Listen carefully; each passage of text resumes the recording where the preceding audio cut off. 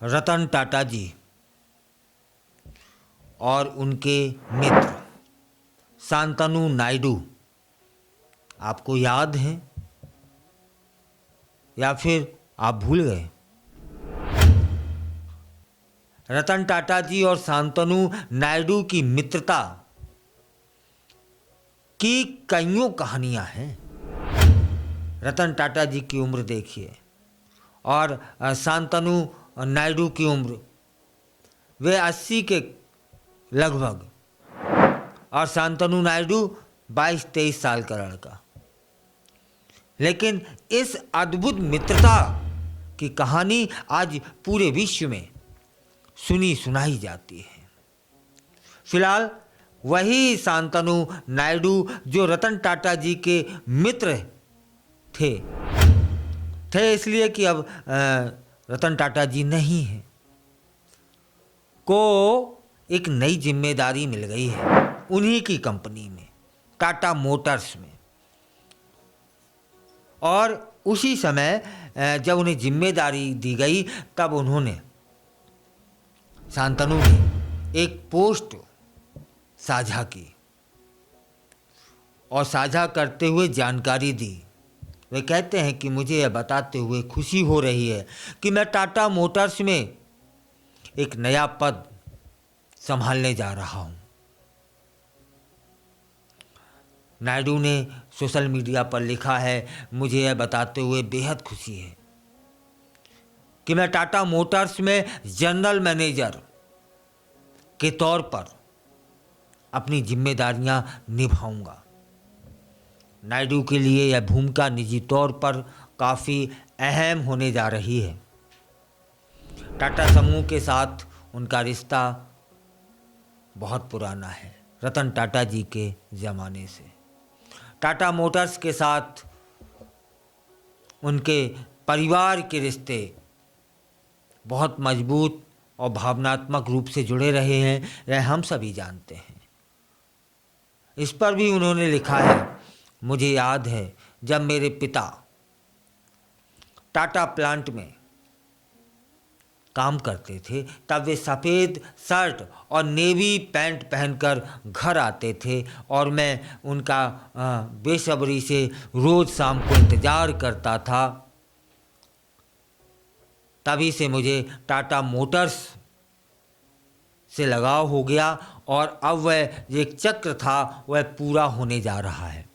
उन्होंने टाटा नैनो के साथ एक फ़ोटो भी डाली, अपनी पोस्ट के साथ टाटा नैनो की पोस्ट भी डाली, क्योंकि वे बताते हैं कि टाटा मोटर्स की यह कार ड्रीम कार थी। रतन टाटा जी इसे ड्रीम कार कहा करते थे। कई यूजर्स ने शांतनु को उनके कैरियर की उपलब्धि के लिए बधाइयाँ दी हैं और एक यूजर्स ने लिखा है कि बहुत दिल को छू लेने वाला सफ़र रहा आपका। टाटा मोटर्स में इस भूमिका को निभाने के लिए आपको शुभकामनाएं, बधाई। वहीं टाटा मोटर्स के उज्जवल भविष्य की उम्मीद करते हुए एक अन्य यूजर्स लिखते हैं कि बहुत अच्छा कदम नायडू। उम्मीद है यह कदम रतन टाटा द्वारा 1962 में उठाई गई कदम जितना ही सशक्त और सार्थक होने वाला है। अब यहाँ बताते चलते हैं कि शांतनु नायडू रतन टाटा के सबसे करीबी मित्रों में से एक हुआ करते थे, जो उनके आखिरी समय में भी उनके साथ रहे। वह दृश्य आपने अभी तक भुलाए ना होंगे जब रतन टाटा जी का शरीर अंतिम यात्रा में या अंतिम मंजिल तक जा रहा था, तब बुलेट पर, लाल बुलेट पर जो सबसे पहले एक नौजवान चल रहा था सफ़ेद कुर्ते पजामे में, वही शांतनु नायडू थे।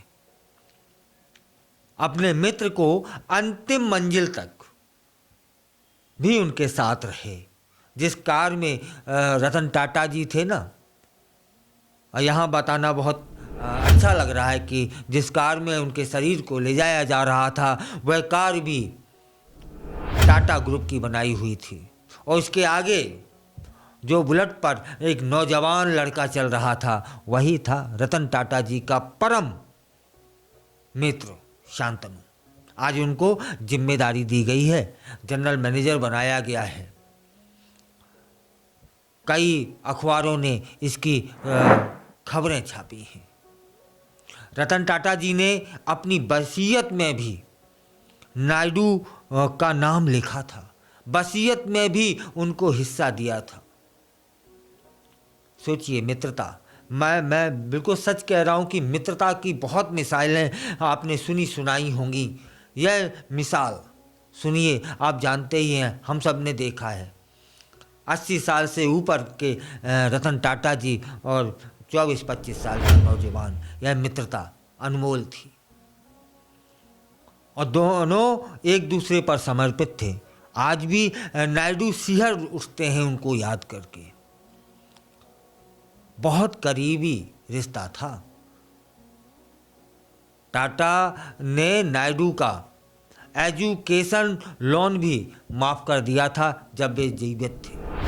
नायडू के साथी स्टार्टअप गुड फेलो में भी अपनी हिस्सेदारी छोड़ दी थी। हम सभी जानते हैं कि 9 अक्टूबर 2024 को रतन टाटा जी के निधन के बाद नायडू ने एक इमोशनल पोस्ट की थी कि मैं अपनी बाकी की ज़िंदगी इस दोस्ती ने मेरे अंदर जो खालीपन पैदा किया है उसे भरने की कोशिश में बिताऊंगा। यह बहुत भावुक शब्द है। क्या लिखते हैं कि नायडू कि जो रतन टाटा जी के जाने के बाद मेरी ज़िंदगी में खालीपन आया है उसे भरने की कोशिश में ही मेरी पूरी ज़िंदगी बीत जाएगी।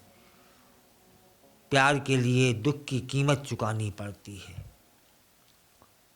अलविदा मेरे प्यारे लाइट हाउस, यह शब्द थे।